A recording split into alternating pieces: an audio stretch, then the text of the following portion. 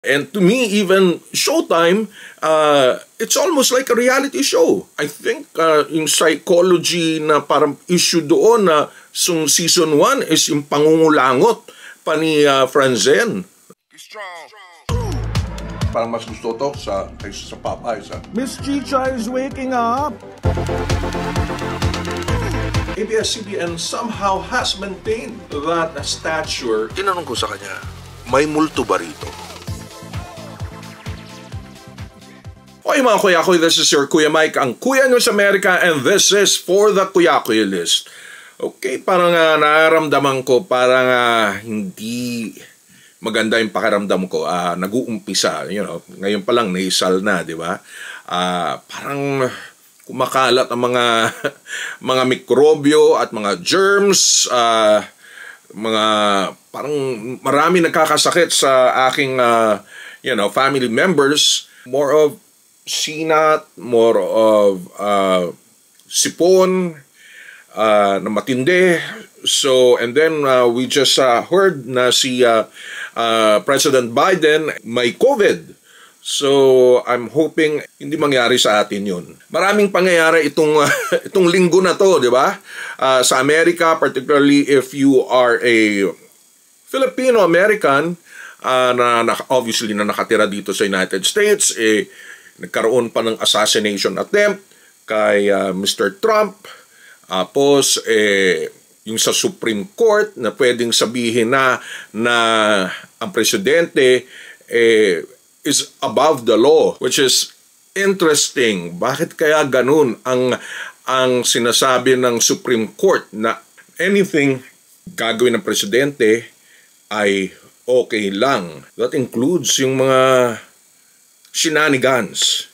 So this is a weird situation here in the United States.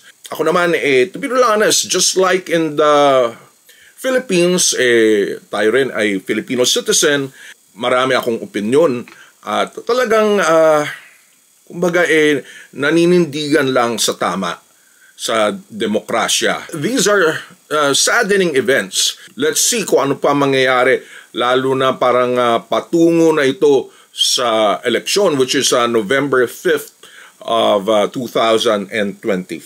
Just before that, pakita muna natin ang H&M shirt na I'm sure nakita nyo na itong shirt na ito. Actually, ano bang kulay ito?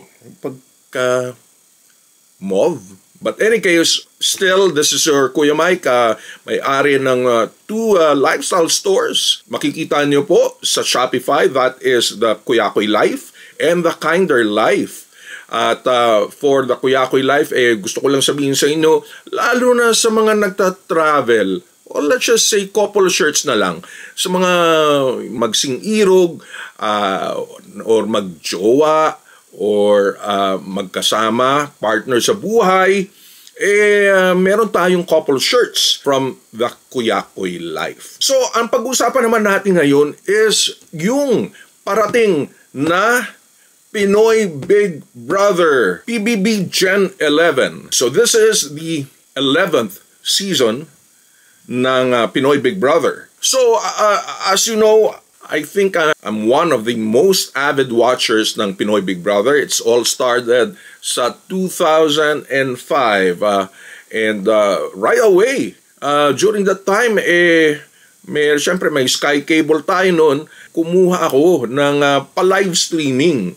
Alam ko kung live streaming ang tawag nun, pero ng Pinoy Big Brother, I think ang bayad was like 300 pesos for the whole season ng PBB Season 1. I don't know if it's even less than that. Kinatuwaan ko talaga yung bagong life ko, kumbaga. Kasi parang kasama ko sila while watching Pinoy Big Brother, even up to the wee hours of the morning, no? Na kung saan makikita mo na sila kumakain ng ramen, naghahanap ng pagkain, naghahanap ng yosi, sila JB, yan ang mga original, yan, sila talagang para bang sabik na sabik sa Yossi, andabos andun si Franzen, andun nga si Jason na magpapatawa, tandem sila. I think there were just like, 12? Andun sila Cass, nandun sila Nene Tamayo, and sila Say Alonso, si Teacher Raquel, si Bob. It was a group na para bang kasama ko sila. That was how I felt during that time. And natutuwa ako because siguro mahilig na ako talaga sa reality shows. And to me, even Showtime, it's almost like a reality show. Sila Vice Ganda, kasi nakikita mo yung kanilang buhay sa It's Showtime. Itong grupo na to of 17 right now, makikita mo yung interaction nila. So, ganun din ang nangyayari siguro nung Pinoy Big Brother and even obviously until now. Sa akin lang, because of course, number one, I'm a student of psychology and again, may master's po tayo sa psychology. So, nakukuha mo yung mga utak nila, mga isip nila, kung bakit sila ganun, kung bakit nangyayari yung ganun. In fact, yung unang, I think, yung psychology na parang issue doon na season 1 is yung pangungulangot pa ni Franzen. No, na para bang si Dr. De Losa had to explain bakit nangungulangot si Franzen and kung saan niya nalagay. And as explained by Dr. De Losa, na resident psychologist ng Pinoy Big Brother noon, and most likely for even this edition, na parang stress reliever yung pangungulangot. Pag stress ka, yun ang way na ma-relieve yung kanyang yung stress without even him knowing about that. That can happen, you know. Ako naman, yung tenga ko, lagi ako nag-cotton buds, although I know mali mag-cotton buds. That was one of the important or salient points ng PBB until of course nanalo nga si Nene Tamayo, and then nakita natin yung angst ni Nene Tamayo about her mom. I think yun yung nagpanalo sa kanya na tipong she had to get away from the mom or the family dun sa Romblon because she wanted to show na kayang-kaya niya and go into military training. That's what she really had wanted, na mag-military training. There was a time, sabi nga niya, na sa sobrang depressed niya, na nagbabarko siya, parang she wanted to tumalon sa dagat. Pero that was so depressing for her, yung kanyang lungkot about yung trying to show na independent woman, strong independent woman, si Nene Tamayo, and she was given a task pa nga na she had to be a sirena or something na hindi dapat siya gumalaw and not to be as independent na she'd be able to ask help and assistance from her other housemates. So kumbaga hindi pwedeng umalis si Nene Tamayo from kung saan man siya pumunta. I think she was dressed as a mermaid during that time. And then of course yung kanyang iconic na pag-akyat sa puno ng buko at nag-itak yata ng buko. So, yun ang panalo, of course. And then may second edition. One of my favorites pa yung sa second edition na yun is yung character ni Wendy na siya ay antagonist. Kumbaga, siya yung kinamuhian talaga at binu pa sa Araneta Coliseum nung lumabas siya. And it's good. And naka 4th place pa yata or even 3rd place si Wendy Valdez. Tapos andun pa sila Gian na she was supposed to be that winner. Kasi may criteria pa ako. Kasi to be honest, kasama talaga ako sa mga forum na yan during that time. And then ang criteria ko na dapat may character, may kwento, at may kakaiba sa kanya. For me, para deserving siya maging big winner.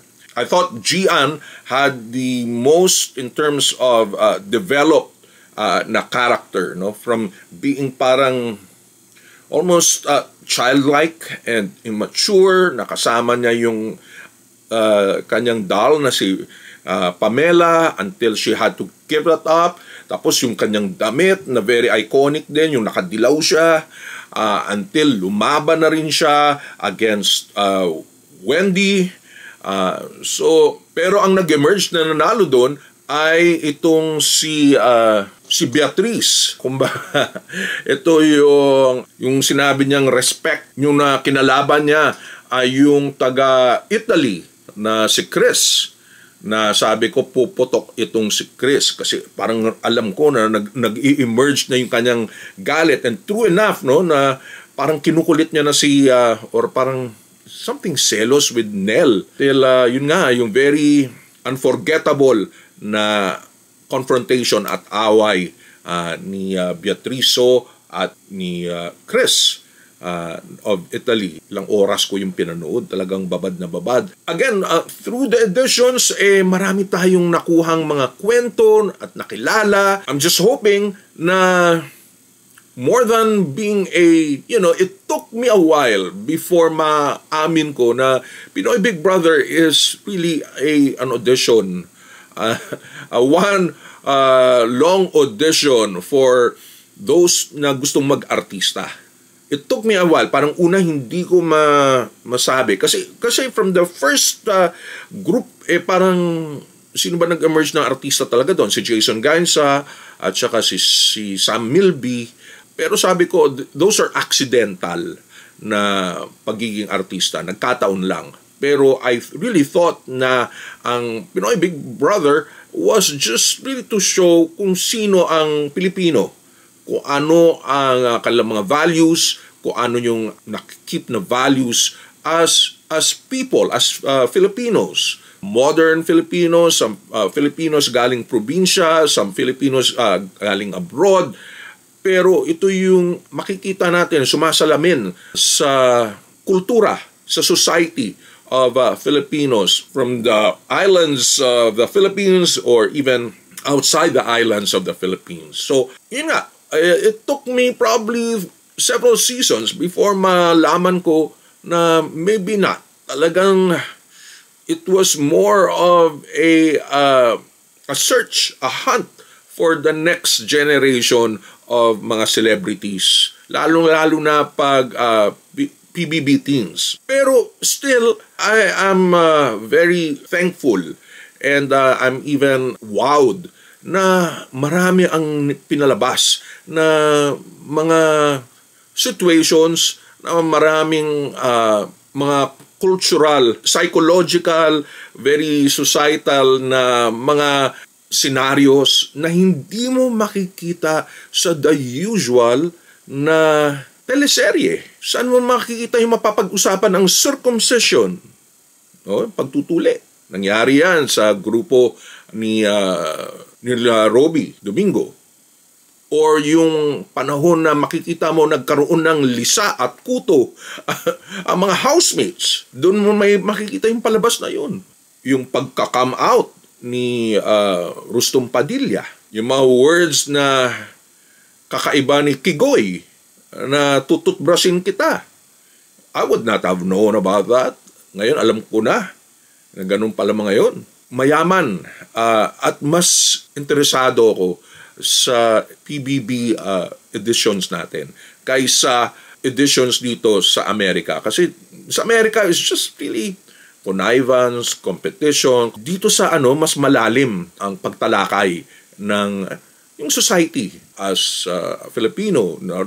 Napapag-usapan niya yung time na walang tubig or yung may kudeta nung time na yon. Samut-sari talaga. Very rich talaga ang PBB. And I really have give a salute kay Direk Loren. I will be here to take a look, have a peek of what's going on sa Pinoy Big Brother.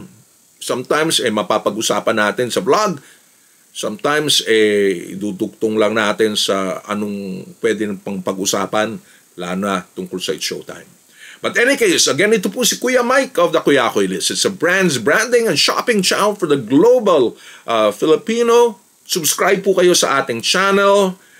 Road to 5,000 po tayo. It took us a while, pero unti-unti, mararating pa rin natin yan. So, just subscribe po.